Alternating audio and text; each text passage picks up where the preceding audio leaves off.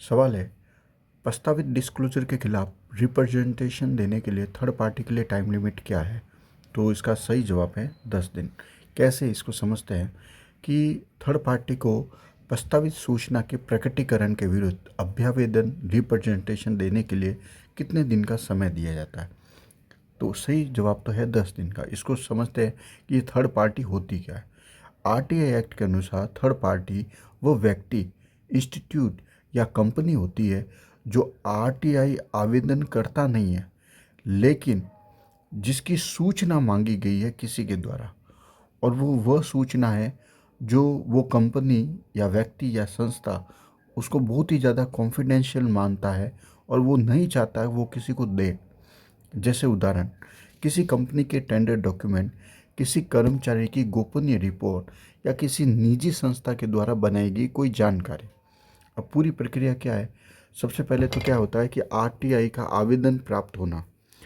PIO को एक ऐसा आवेदन मिलता है जिसमें थर्ड पार्टी से संबंधित सूचना मांगी गई हो।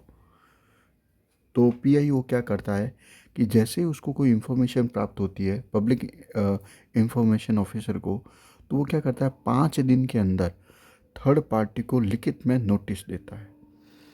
अब जैसे ही थर्ड पार्टी को नोटिस मिलता है तब उसके पास 10 दिन का टाइम होता है। जितना सोचना है वो सोच ले, और 10 दिन के अंदर या तो वो उसके मांगी गई सूचना को देने में आपत्ति दर्ज कर दे कि भाई मैं तो नहीं दूंगा, या फिर अपनी सहमति दर्ज कर दे कि ये सूचना है और मैं देने को तैयार हूँ। तो 10 दिन का समय उसको मिलता है थर्ड पार्टी को। अब क्या करता है कि पीआईओ ये निर्णय देता है कि यदि पब्लिक इंटरेस्ट में ये सूचना इम्पोर्टेंट है तो सूचना उसको देनी होगी। अब ऐसे मामलों में पब्लिक इंफॉर्मेशन ऑफिसर को 40 दिन का टोटल टाइम देना होता है। मतलब 30 दिन का तो उसको सामान्य टाइम और 10 दिन को टाइम दिया जाता है थर्ड पार्टी को, तो टोटल हो गया 40 दिन।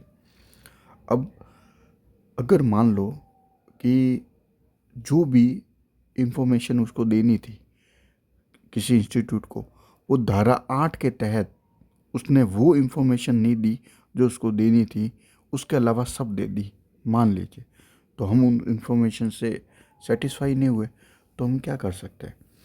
हम थर्ड पार्टी से अगर असंतुष्ट हो तो धारा 19 के तहत हम सेकंड अपील करेंगे, और वो सेकंड अपील होती है हमेशा धारा 19 की धारा 3 के तहत, या तो स्टेट जो इंफॉर्मेशन ऑफिसर होता है उसको, ठीक है, या फिर जो असिस्टेंट पीआईओ होता है उसको।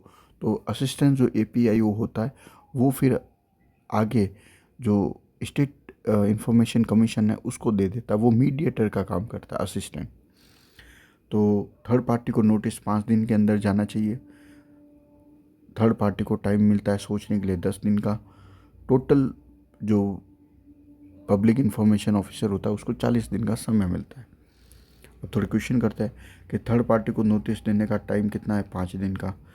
उसको अभ्यावेदन देने के लिए कितने दिन मिलते हैं? तो थर्ड पार्टी को टोटल सोचने के लिए 10 दिन का टाइम मिलता है। थर्ड पार्टी में कुल निर्णय की समय सीमा क्या है? अगर कोई ऐसा मान लो थर्ड पार्टी क्वेश्चन मांगा है तो भाई उसका टोटल टाइम पीरियड 40 दिन का होता है। और अगर मान लो यही थर्ड पार्टी नहीं है, सामान्य सूचना है, तो 30 दिन का टाइम। और मान लो किसी की व्यक्ति स्वतंत्रता या फिर जीवन मृत्यु का सवाल है, तो केवल और केवल 2 दिन 48 घंटे के अंदर सूचना उपलब्ध करवानी होगी। तो तीनों बात होगी। 48 घंटे जब जीवन और मृत्यु का सवाल हो या स्वतंत्रता का सवाल हो, जब सामान्य कोई केस हो तो 30 दिन, और जब थर्ड पार्टी का मामला हो तो 40 दिन। फिर उसके बाद में आता है यदि सार्वजनिक हित की अधिक महत्वपूर्ण सूचना हो तो क्या होगा भाई? दे सकते हैं। थर्ड पार्टी को अपील करने का अधिकार है, बिल्कुल है। अब किसी व्यक्ति ने किसी कंपनी द्वारा जमा किए गए टेंडर की डॉक्यूमेंट कॉपी आरटीआई से मांगी है तो क्या होगा?